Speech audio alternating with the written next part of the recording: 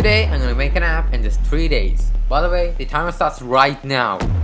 So it's day 1 and it's time to start designing the UI. So for some inspiration, I asked my good old friend Elon for some ideas.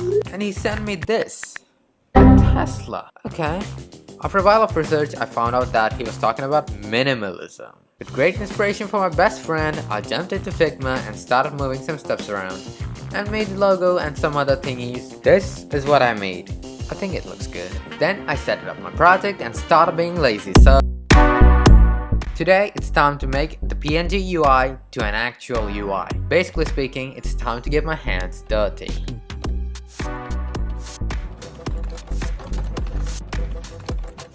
And after a lot of time, I made it, finally. Oh, you see that sliding thingy? It took an entire day.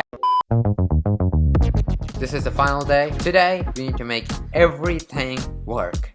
And if you're a programmer, you know how it feels like. After an entire day of seeing these things on my face, I finally made my app. MacNote it is. Download links in the description. And for the people who like to fry the eyeballs, here's the light version. Bye!